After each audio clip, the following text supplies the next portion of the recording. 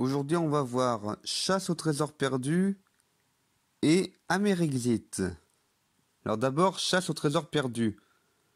En fait, c'est tout simplement... je voulais faire cette vidéo-là pour faire une sorte de chasse au trésor et... non, là, avec mes personnages. Donc du coup, une chasse au trésor à l'époque moderne. Je trouvais ça sympa. Alors du coup, dans cette vidéo-là, j'ai créé les origines de Papy-Ronchon avec son papa qui était déjà vieux.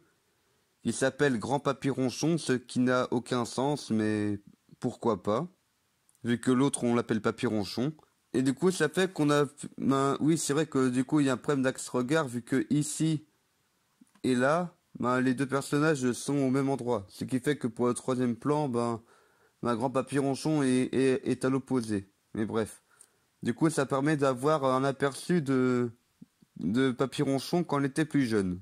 En fait dans cette vidéo-là, j'ai fait un peu d'expérimentation vu que j'ai fait pas mal d'effets de montage Movie Maker.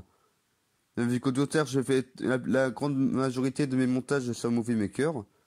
Et du coup j'avais mis des accélérés, des ralentis. Non, des fois c'était même à l'envers comme ici. Bref, c'était un joli boulgui-boulga.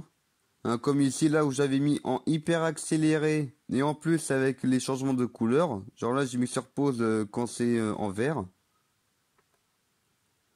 Et en fait dans cette vidéo là j'ai voulu mettre pour la première fois l'idée que le bourré entre guillemets en fait il est plus intelligent qu'il ne veut le montrer. Et d'ailleurs là ce sont même les mêmes lunettes que Herbert porte encore aujourd'hui quand je l'interprète.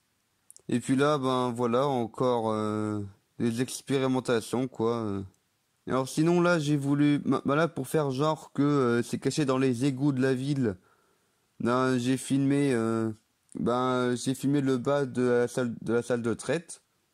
Vu qu'en fait, la salle de traite, il y a des tuyaux qui passent dans tous les sens, alors ça fait un peu égout. Des égouts plutôt propres et plutôt secs. Bref. Cette vidéo, c'est la première vidéo dans laquelle dans laquelle il y a des acteurs autres que des membres de la famille, parce que jusqu'ici il y avait moi, ma petite sœur, mon petit frère et ma mère. Et puis là ce coup-ci c'était ce coup-ci c'était un ami de famille du coup. Et en fait dans cette vidéo là ça fait partie des vidéos post-luxation. Je m'explique. En fait là j'ai une malformation des genoux. Et du coup, ça fait que j'ai eu une fois ou deux, je sais plus trop au moment du tournage là, si c'était la première ou la deuxième fois que j'avais eu une luxation. En tout cas là, c'était plutôt récent et en fait là, à chaque fois c'était au genou droit. C'est pour ça que là j'ai une grosse genouillère là à la jambe droite. Et puis à gauche j'ai le même souci. Alors du coup par sécurité, j'ai mis une sorte de genouillère. Et puis en fait, par la suite des vidéos, il y a même eu l'évolution de mon état du coup. Ah oui, c'était ma première luxation, il me semble. Bref. Alors du coup, dans le plan dans lequel on suivait la carte, on se faufilait dans les bois là, à côté des ânes. Et en fait, au départ, on était censé même descendre l'escalier pour arriver dans une sorte dans une sorte de clairière. Et en fait, je le sentais pas trop avec mes problèmes de genoux. Alors du coup, j'ai préféré me filmer, me filmer dans le jardin à la maison. Sur la scène suivante, il y a juste le flic et les autres ont disparu. C'était juste une excuse pour que je sois juste tout seul à me filmer. Et en fait, là, pour faire l'effet de la caméra qui est en plongée, j'ai juste posé le trépied sur une table, quoi. Et puis pour le géant, c'est l'inverse. Du coup, j'ai mis le trépied le plus bas possible pour me filmer en contre-plongée. On voit même la maison derrière. Où là, je fais le géant. Et là, pour faire genre que le flic il tire une balle, j'ai lancé une balle Hello Kitty et j'ai mis au ralenti avec un effet blanc, comme ça on voit pas trop que c'est Hello Kitty, même si on voit quand même. Et du coup là, quand j'ai fait celui qui tombe là, on voyait très bien. En fait, là, on voit très bien mes deux genouillères, du coup. Il y a même un joli bac à sable qui est derrière, mais aujourd'hui, je pense qu'il est cassé. Et là, c'est le fantôme du grand-père, là, du papa de Papy Ronchon, donc le fantôme de grand Papy Ronchon. Où là, j'ai juste fait un effet blanc et un peu accéléré pour faire le fantôme. Alors maintenant, Amerixit. Amerixit.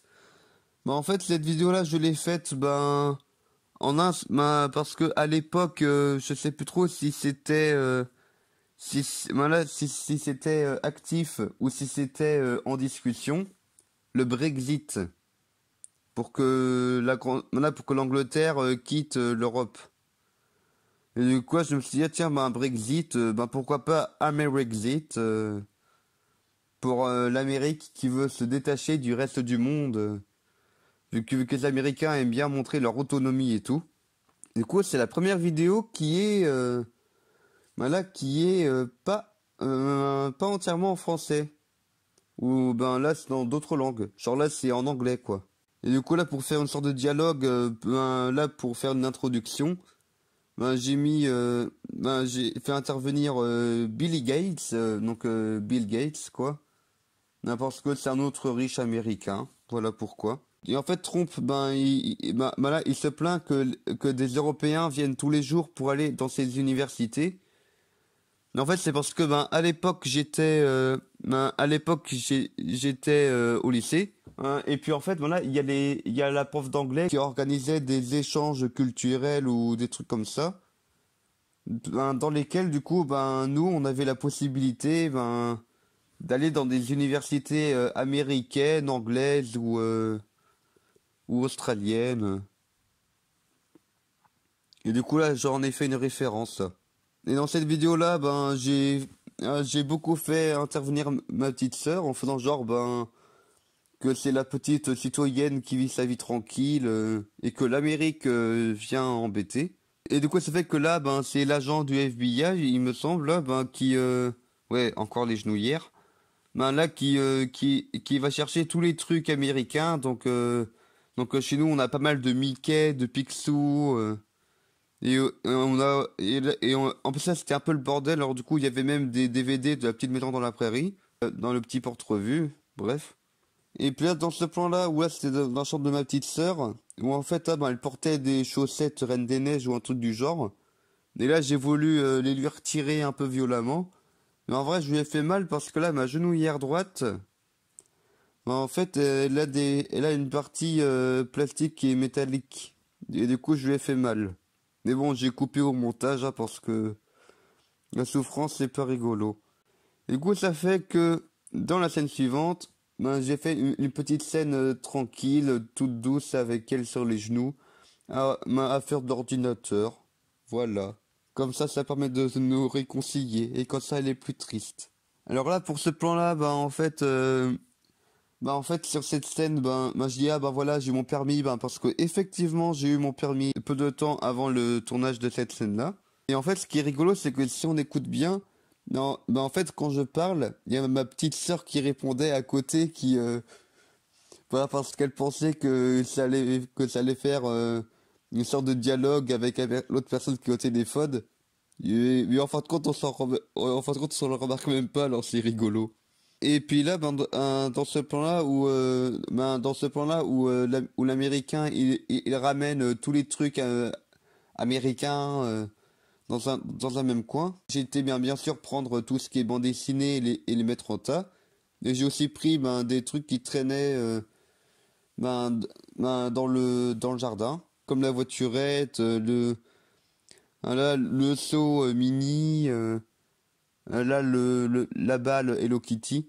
Et d'ailleurs, quand j'ai posé le seau au niveau de la balle Hello Kitty, lorsque j'ai fini de tourner, j'ai bien galéré à retirer la balle. En tout cas, c'était bien enfoncé. Voilà, à la prochaine pour de nouvelles anecdotes de Kiki Studio.